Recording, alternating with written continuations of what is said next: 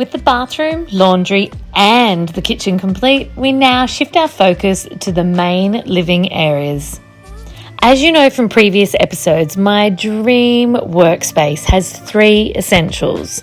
There's a space which is open and bright and endlessly functional.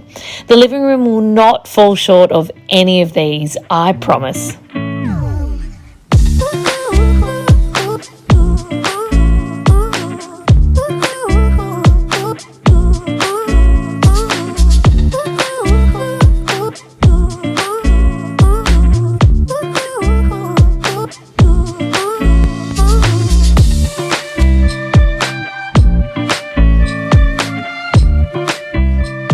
With the walls insulated, the gyprock now goes up. For this space, I've decided to go with Gyprock Super Check as it reduces noise transfer, it's hard wearing and it's Australian made.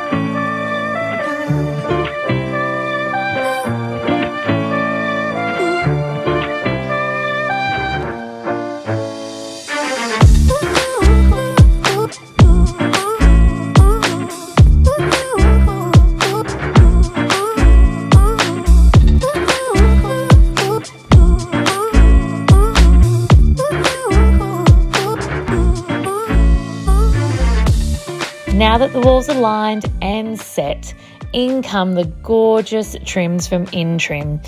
I've continued the theme from phase 1 of Carrington House renovation by using the same architrave, skirting, picture and chair rails. Next up, it's time for painting. And for this, I have chosen a Taubman's colour from Bristol Hunter region, and it's called Quarter Chalk Wash. I've used this on the walls and on the ceiling. This is going to amplify the light that comes in the windows, lighting up the kitchen and the living spaces. Okay, walls are lined, painted, trims are installed, so in comes the floors. Once again, I'm using a Durfloor wide vinyl plank, as I'm sure this space will soon hold many events and workshops, so it has to be functional and durable. And just like that, the living and dining space are done.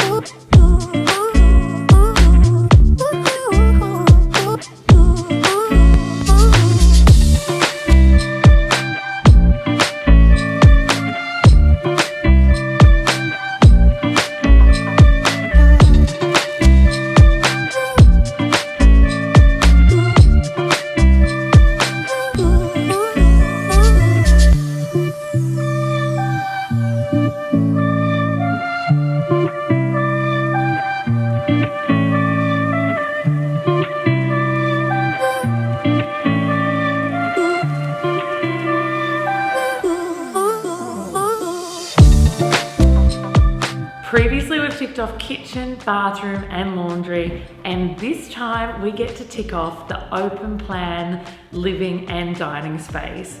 And I'm tickle pink, I think it's fair to say.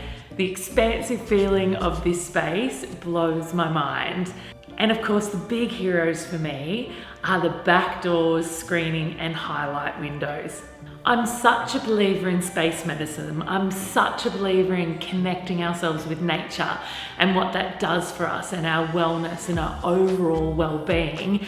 And these amazing bifold doors that literally open up the back of the house and the beautifully constructed highlight windows, there's 4 of them up there, just absolutely connect me with not only the yard, which is yet to be fully created, but the beautiful mountains of Sugarloaf Valley behind us. A standout functional highlight of this space is the retractable Centaur screening. So you know how much I love these back doors, but mozzies and flies are not my jam.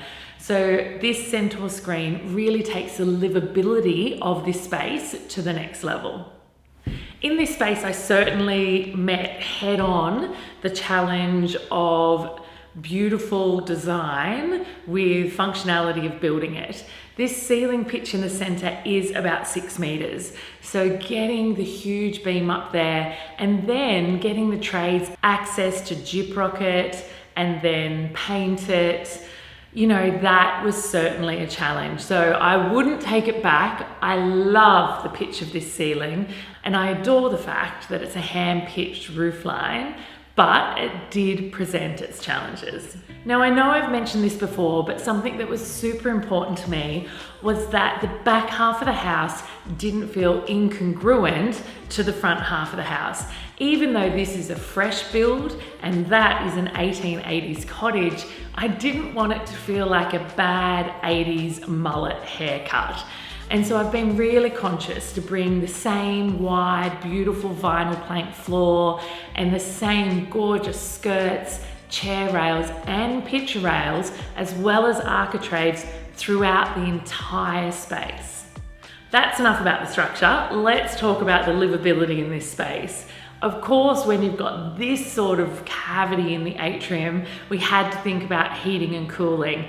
And the beautiful fireplace from Kalara in the main living space is actually tough enough and beefy enough that it's going to be able to heat the entire back half of this house.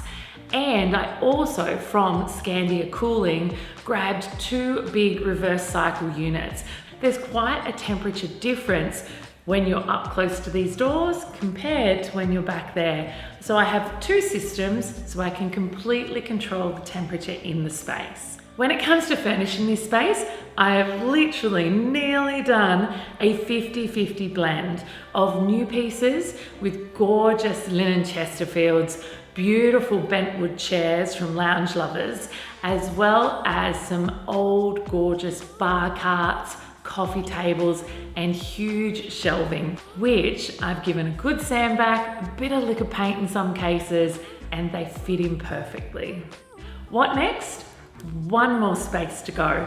That's right, no house is finished without a deck, and I have a deck with a twist for you, a deck with no timber decking boards. So make sure you stay watching and check out that.